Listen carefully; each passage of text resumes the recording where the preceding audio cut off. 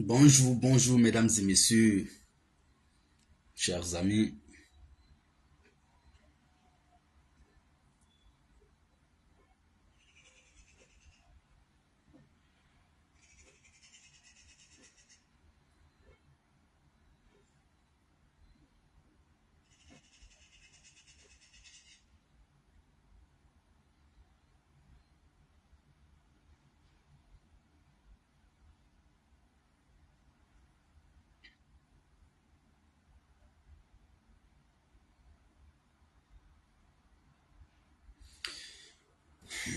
Soyez salués. Lamine Samassi, comment tu vas? Je vais saluer aussi Maman Ouattara, comment ça va? Bon vendredi à vous. Donc, très rapidement, comme vous le savez, nous sommes aujourd'hui vendredi, c'est le dernier jour de la semaine. Et on va rapidement faire notre émission de Matin Bonheur. Bonjour à chacun de nous, soyez salués. Aujourd'hui, Lamine Vieux d'Ambélé, bonjour, comment ça va? Bonjour Berdraman Soro, soyez salués, c'est le sens du matin bonheur, pourquoi on se salue très tôt le matin avant de sortir. Ça fait du bien. Envoyons-nous chacun, autant que nous sommes des ondes positives, les uns envers les autres, ça fait plaisir et c'est important. Lamine, non, moi je suis toujours là, c'est toi qui n'es pas là, il faut demander tous les matins à la même heure, du lundi au vendredi, très souvent, du lundi au vendredi, oui, je suis disponible, je suis là matin bonheur pour égayer mon public et j'ai toujours des très bons retours. Le jour où je ne fais pas, on m'interpelle. Ah, ton matin bonheur n'a pas fait. Bon, on va aller très rapidement. Aujourd'hui, on va aborder un sujet qui est très sensible. Vous savez, dans un pays qui se veut sérieux, il y a les gouvernants, il y a le parti au pouvoir, il y a la société civile, et puis aussi, il y a les partis de l'opposition, ou bien les partis dans l'opposition. Aujourd'hui, les circonstances de la vie ont bien voulu que moi je sois un citoyen ivoirien qui n'adhère pas à la gouvernance de Alassane Ouattara. Donc, qui est contraire, qui est opposé à la vision politique d'Alassane Ouattara pour la Côte d'Ivoire. En tout cas, aujourd'hui où on se parle là. Mais ça ne fait pas de moi un demi-ivoirien. Et ça ne fait pas d'eux un vrai ivoirien. Les gens n'ont pas véritablement cette notion. Et je comprends les gens. Aujourd'hui, parce qu'ils sont arrivés au pouvoir, et ils estiment qu'ils aiment plus la Côte d'Ivoire que ceux qui ne sont pas au pouvoir. C'est faux. Ce n'est pas du tout vrai. Ce n'est pas du tout vrai. Ce qui est vrai, jusqu'à preuve du contraire, moi j'estime que je ne suis pas ivoirien plus que eux. J'estime aussi qu'ils ne le sont pas plus que moi. On a les mêmes droits. Je suis ivoirien à part entière. Il n'y a pas et où je n'ai pas connu ça. De père, de mère, eux-mêmes ivoiriens d'origine. Depuis plusieurs générations, on me dit même souvent plus de 10 générations, alors que la Côte d'Ivoire, elle est née officiellement le 7 août 1960. La Côte d'Ivoire est née officiellement le 7 août 1960. Donc, ma naissance est bien postérieure à la naissance de la Côte d'Ivoire. Je suis né en Côte d'Ivoire, chez moi. Mes parents, ils sont nés. Donc, mes grands-pères, mes ancêtres de plusieurs générations sont nés sur le territoire ivoirien. Donc, je ne m'offusque pas pour ça. Je ne suis pas complexé en parlant de la Côte d'Ivoire. Mais je ne veux pas aussi offenser quelqu'un en parlant de la Côte d'Ivoire. On est tous ivoiriens, au même pied d'égalité. Même celui qui a acquis la nationalité bien après, je le traite comme tel. Il est ivoirien.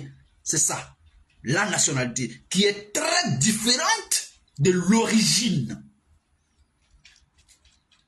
C'est important de le savoir. La nationalité est très différente de l'origine.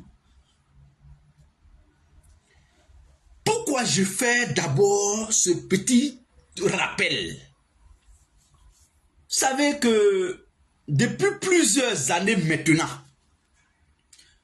la Côte d'Ivoire, sinon le président qui incarne la Côte d'Ivoire aujourd'hui est objet de beaucoup de critiques. Mais pourquoi? Posons-nous la question la plus évidente. Pourquoi lui?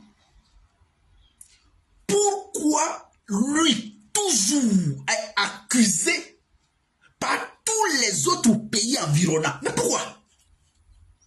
C'est une question à laquelle on doit nous donner une réponse à nous, en tant qu'Ivoiriens.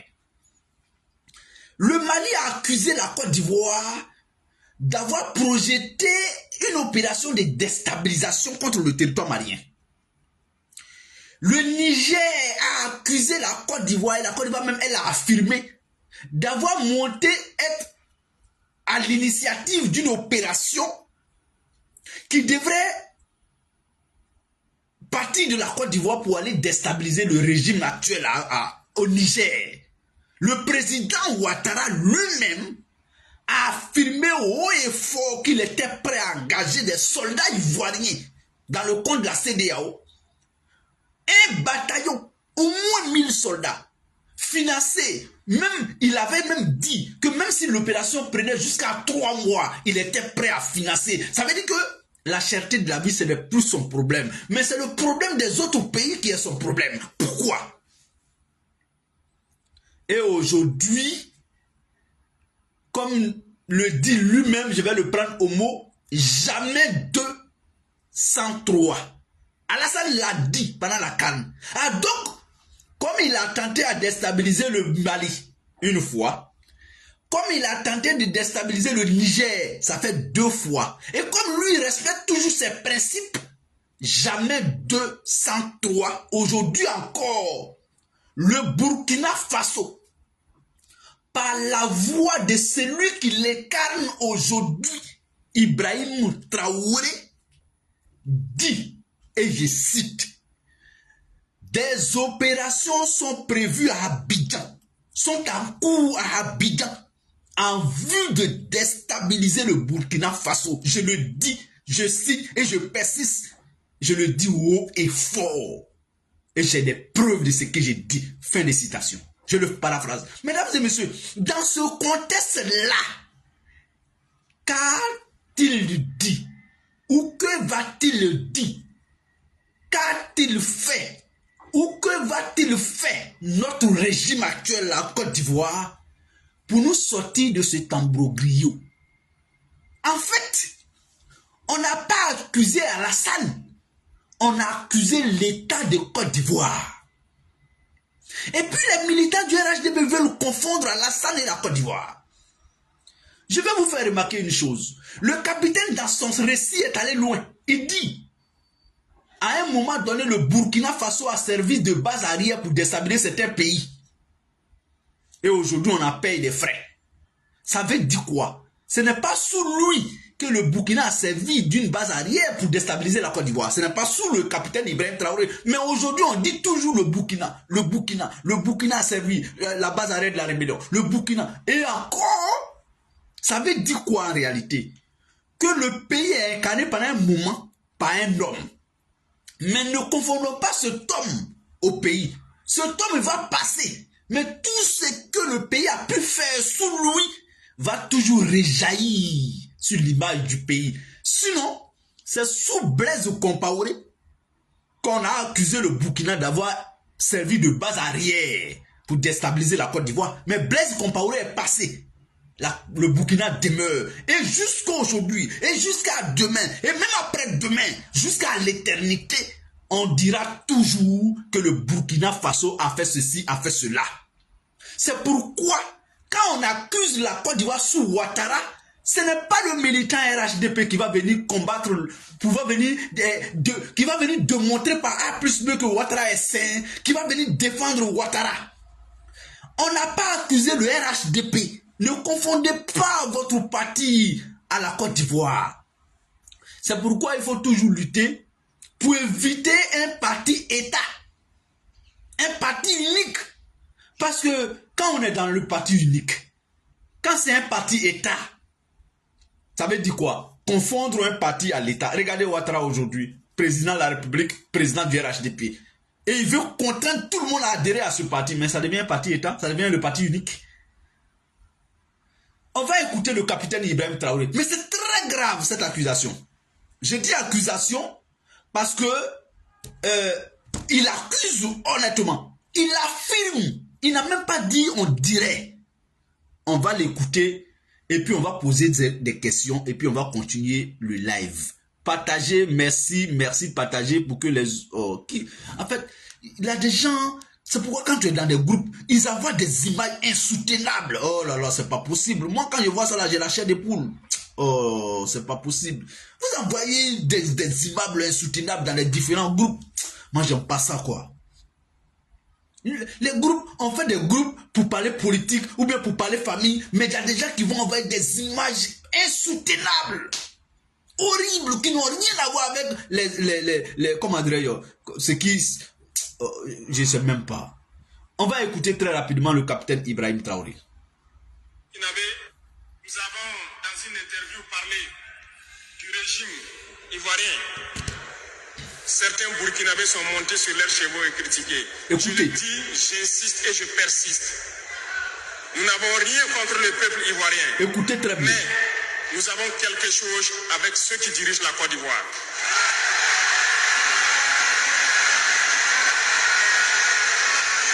Nous le disons et nous le répétons encore.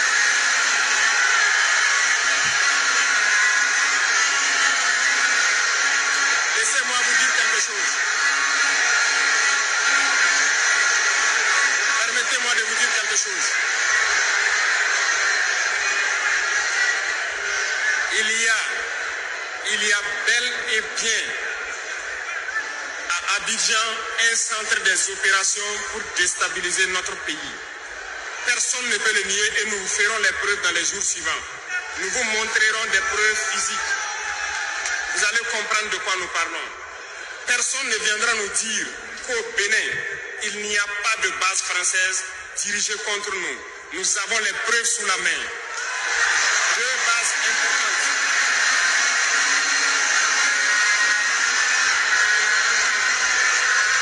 Nul ne peut le contester. Et je les mets au défi. Et nous n'avons rien contre le peuple béninois. Là, nous avons un problème avec la politique des dirigeants béninois. Et nous le disons haut et fort encore. Dans cette diplomatie, nous avons décidé de dire la vérité. Il y a bel et bien deux bases. Une vers Kandi et l'autre en allant vers Porga ou je ne sais pas quelle localité. Des pistes ont été réaménagées à plus de 3000 mètres de long. Des avions atterrissent. Les gens équipent et forment les terroristes là-bas.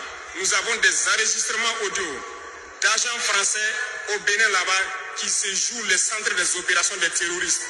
Ils montent les opérations avec eux. Ils les aident à se soigner. Ils font tout ce qu'il y a là-bas.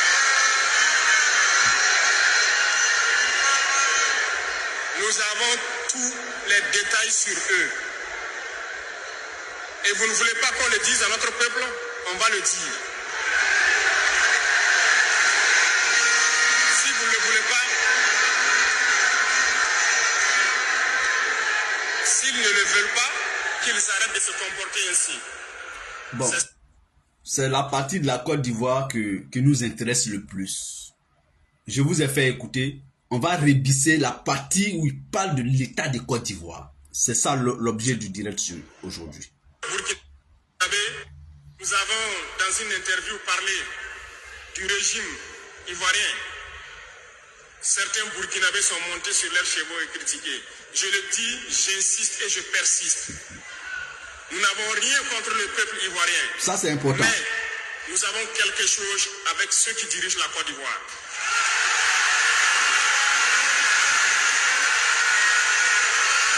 Nous le disons et nous le répétons encore.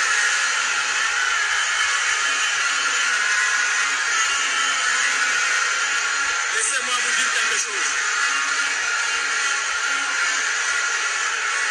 permettez-moi de vous dire quelque chose.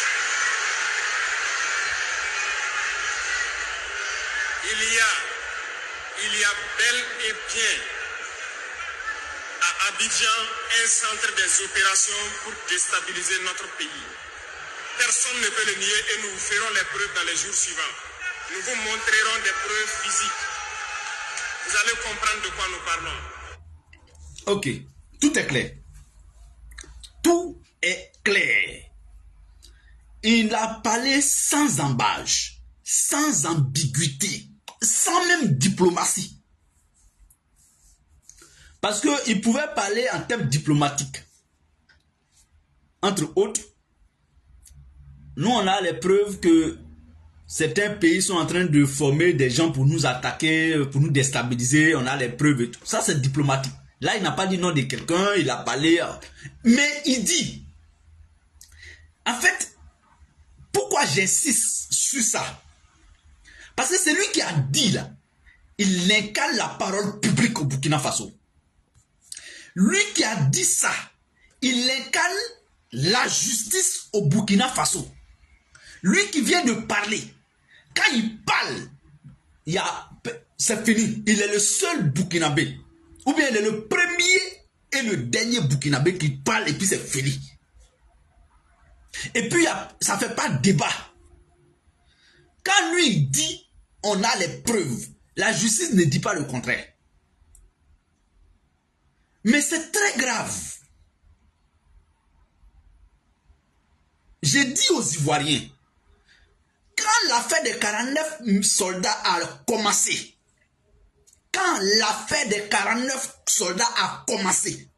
le premier jour, toujours je dis ça parce que je ne suis pas malhonnête, le premier jour de l'accusation, moi, le Séni, j'ai dit que je ne crois pas. Que c'était tellement grave, que c'était tellement gros, que ça dépassait mon entendement que la Côte d'Ivoire peut se donner à ce jeu-là. Peut s'adonner à ce jeu-là. Et que j'attendais que les gouvernants ivoiriens réagissent très rapidement. Qu'est-ce qu'on a vu? Ils sont allés dans tous les sens. Mais ils n'ont pas démenti ce que les Maliens ont dit. Ils n'ont pas démenti. Bon, l'affaire s'est réglée diplomatiquement. Et nous, on a pris position pour dire que la Côte d'Ivoire est dangereuse aujourd'hui sous Ouattara contre les pays voisins. On nous a traité de tous les maux d'Israël. Ah, des vendus, des gens qui sont toujours contre leur pays. Comment? On est contre Alassane, on n'est pas contre notre pays. Parce que Alassane n'est pas plus ivoirien que l'Océanie. Moi, je ne peux pas être contre mon pays, pour Alassane Ouattara, ou bien à cause d'Alassane. Moi, je suis contre la manière que Alassane se comporte dans mon pays, à la tête de mon pays. Donc, ne confondez pas ça. Oui, je suis contre Alassane Ouattara. Mais non, je ne suis pas contre mon pays. Jamais. Parce que j'aime mon pays plus que Alassane. Je suis plus ivoirien, peut-être même que Alassane Ouattara. Je dis bien peut-être que Alassane. Parce que je n'ai jamais eu de problème de nationalité en Côte d'Ivoire. C'est lui qui a été débouté par le Conseil constitutionnel. L'instance suprême de la juridiction ivoirienne a débouté Alassane qu'il est de nationalité douteuse.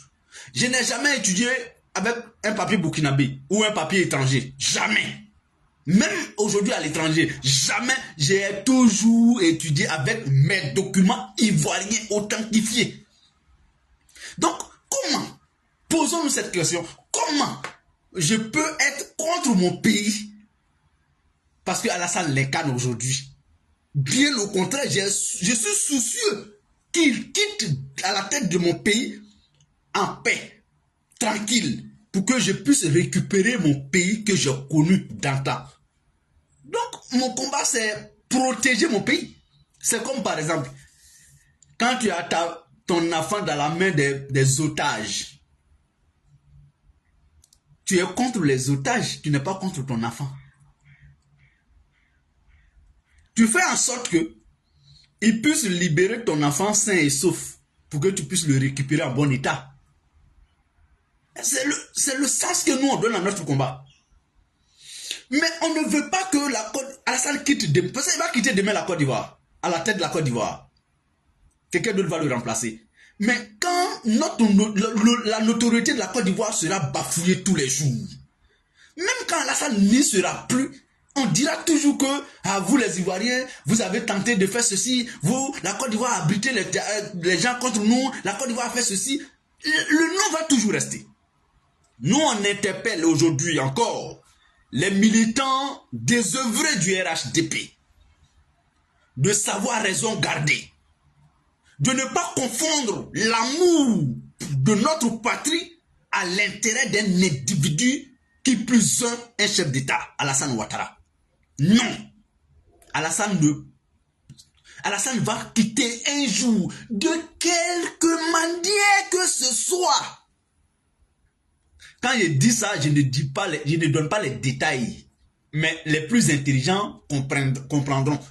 Alassane quittera un jour à la tête de la Côte d'Ivoire de quelque manière que ce soit. Mais la Côte d'Ivoire demeurera telle. Nous, notre crainte, c'est que quand il quitte la Côte d'Ivoire, que notre nom ne soit pas toujours dans la bouche des gens, comme aujourd'hui on le voit sous Alassane. Tu vas aller au Burkina, on dit qu'il veut déstabiliser le Burkina. Tu vas aller au Mali, on dit qu'il veut déstabiliser le Mali. Tu vas encore aller au Niger, il dit lui-même que je vais aller déstabiliser le Niger. Bon, toi tu es qui pour t'en prendre à tout cela et puis espérer avoir toujours raison? Dans un conflit, ou bien quand tu rentres dans un village, celui qui est en conflit avec tout le monde, c'est lui le problème du village. C'est lui le problème. Parce que même si tu as raison, il ne faut pas avoir problème avec tout le monde. Une personne n'a qu'à dire au moins que vraiment, bon, vraiment, ce que vous dites de lui là, moi ça me tonnerait. Il faut permettre aux gens de te défendre. Alassane est indéfendable sur toute la ligne. À un moment donné, les gens ont confondu ma position rationnelle ou logique que je pensais à un quelconque soutien d'Alassane, moi. Jusqu'à aujourd'hui, ça me fait encore mal. C'est-à-dire m'assimiler à un RHDP. M'assimiler à un militant RHDP. Je suis trop intelligent pour être RHDP.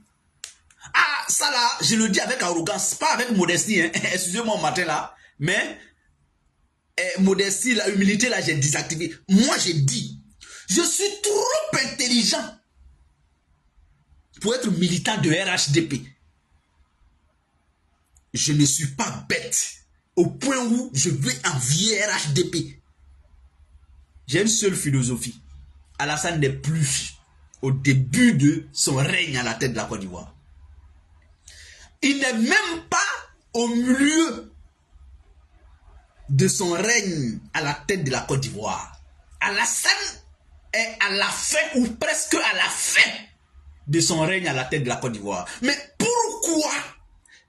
C'est à ce moment-là que je cours pour aller m'asseoir dans un restaurant qui est coincé comme une boîte de sardines aujourd'hui, où la chaleur est suffocante. La climatisation ne donne plus au restaurant. Les plats sont presque terminés. Ce qui reste, c'est pour les vigiles. Mais pourquoi à ce moment, le Seigneur va aller s'asseoir là-bas pour quémander le restant du plat d'un vigile dans un restaurant sans climatiseur qui est coincé, où les chaises sont cassées? Non. Je préfère me battre moi-même pour avoir mon propre restaurant. J'interpelle l'État de Côte d'Ivoire et ceux qui soutiennent les initiatives d'Alassane contre les différents pays. Nous, on vous met en garde. Vous n'aimez pas la Côte d'Ivoire plus que nous. Ce qui doit gâter le nom de la Côte d'Ivoire là, doit avoir un nom. Comme le dit quelqu'un. Ce qui doit gâter notre nom, le nom de notre pays à tous, doit avoir un nom. Ne doit pas avoir le nom d'Alassane Ouattara. Nous allons nous battre. Peut-être ça va vous donner l'impression qu'on se bat contre notre pays, mais en fait, vous confondez Alassane et la Côte d'Ivoire. Et nous, on s'est fait la part des choses. Nous, on se bat contre Alassane. Nous, on ne se bat pas contre la Côte d'Ivoire. Et aujourd'hui, là, un vrai Ivoirien qui se bat contre Alassane aime son pays. Ça veut dire qu'il aime son pays.